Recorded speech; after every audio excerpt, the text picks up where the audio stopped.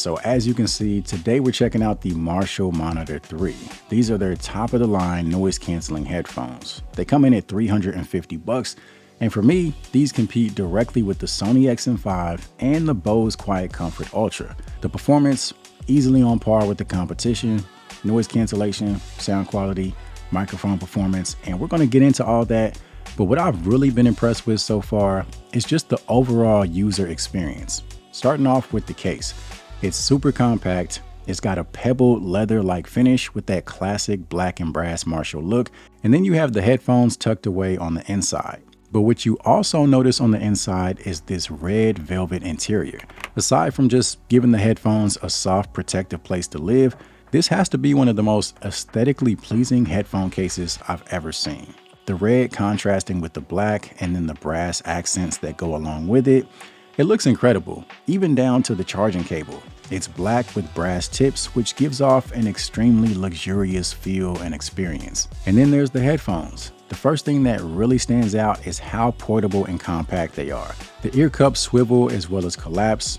And it's funny because we recently checked out the Soundcore Space One Pro, and one of the big selling points is how much you're able to reduce the size of the headphones when they're fully collapsed. And the Monitor 3 are just as compact. You can see they're able to fold up pretty much just like the Space One Pro. And then as far as the appearance, you have that classic black and brass look. If you're familiar with any of Marshall's Bluetooth speakers, the design language is very much the same. You have that pebbled leather finish with the brass Marshall branding, which looks great. There's also a brass multi-function button, which lets you play and pause, it lets you skip tracks, and it lets you adjust your volume. And then you have two additional buttons. You have the M button, which is customizable. We'll take a look at that a little bit later.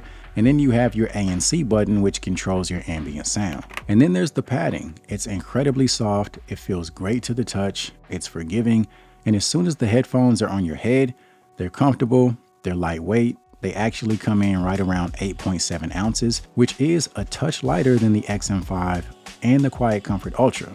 Now, obviously things like head size and shape will impact how they fit, but for me, these are easily one of the most comfortable headphones that I own. And I also just really like how the headphones look when they're on your head. They're very low profile. They don't stick out a ton like some other headphones, and I honestly think they'll look great on just about anybody. And then just like the case, the headphones themselves are a great change of pace as far as materials and aesthetics. Most headphones you come across have some sort of hard plastic look and design, which is totally fine. It's not like that has any impact on performance, but when you come across something that's different in a good way, it grabs your attention. Again, you have that pebbled texture on the outside of the ear cups. You'll even notice it on the headband. You have the brass accents, which look great against the black. And to be clear, there are sections that are made of hard plastic, but as a whole, these are one of the most aesthetically pleasing headphones I've ever come across. They give off a very sophisticated yet edgy type of vibe. And I feel like if James Bond wore headphones, these will be the headphones he'd wear. Now let's get more into the performance side of things. So these run Bluetooth 5.3 and they are LE audio compatible, which is a newer Bluetooth standard. It allows you to take advantage of newer Bluetooth technologies like Auracast. These also support multi-point, which from my testing works extremely well. This allows you to connect to two devices at once, whether it's two phones, a phone and a laptop, or a phone and a tablet. So as far as working between multiple devices, these have you covered. These also have best-in-class battery life with up to 100 hours on a full charge. I've had these headphones for right around a month, and I've yet to charge them up. Now with active noise cancellation, that number drops down to 70 hours, which is still insane. Now moving over to the Marshall app, this is where you can make changes to your ambient sound. You also have options as far as EQ. You can go with the signature Marshall sound, or you can choose from a list of presets. And if that's not enough, you can always come up with your own. Personally, I found myself using the bass boost option the most. I feel like it gives the most dynamic sound without the bass being over the top. There's also an adaptive loudness feature, which automatically adjusts the balance of the sound as you increase or decrease the volume. Now, as I mentioned earlier, you have that customizable M button, which you can choose to launch Spotify. You can choose to cycle between EQ settings, You can choose to activate the soundstage feature, which we'll take a look at here shortly, or you can choose to launch your voice assistant. So it's nice that you can access different features with the touch of a button, depending on what's important to you. Now, as far as sound, something I found to be very unique is this soundstage feature. And basically, the goal of this feature is to make your music sound less like you're listening to headphones and more like you're listening to music in an open room. Obviously, these days we have a ton of products that use spatial audio, and to be honest, that's not really something I'm into.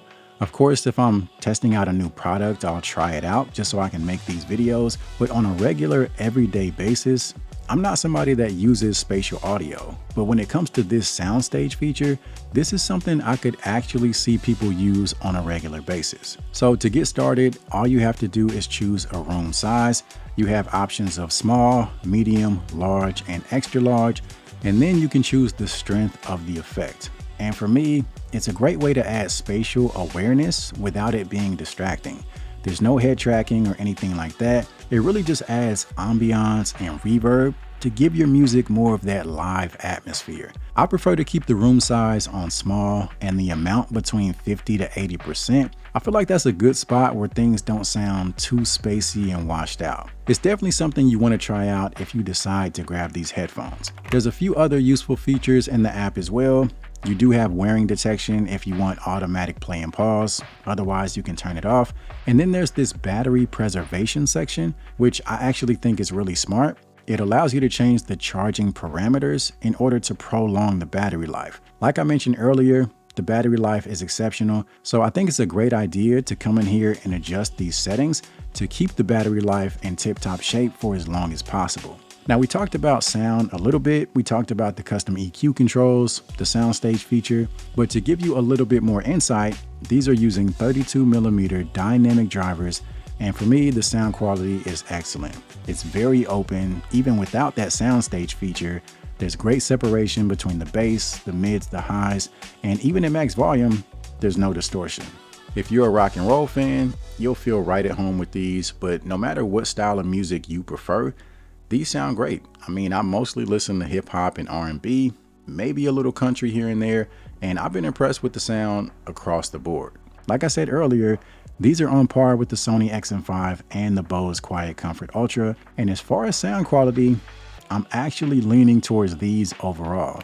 Now, I do have a follow-up video planned where I'll compare the three a little bit more in depth, so make sure you stay tuned for that. But long story short, in terms of sound quality, these have you covered. As far as noise cancellation and transparency, I definitely put these up there with the top tier headphones in this price range. As far as where they stack up exactly, again, I do have a follow-up video planned, but I did do a brief test just to give you guys an idea as to how the noise canceling performs.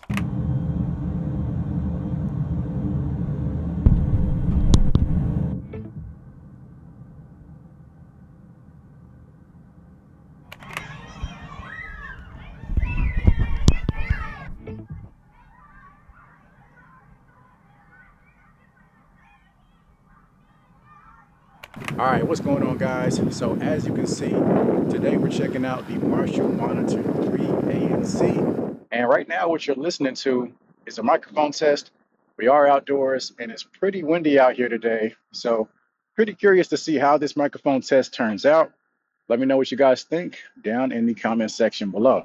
All things considered, if you're in the market for a pair of high-end noise canceling headphones, there's absolutely no reason not to consider these. The performance is there, sound quality, noise cancellation, microphones, but not just that, you get the iconic Marshall style and branding right along with it. So that covers it for this video. I truly hope you found it to be useful. Be sure to check out the link in the description if you're interested in grabbing a pair. And aside from that, I appreciate you guys as always, and I'll see you in the next one.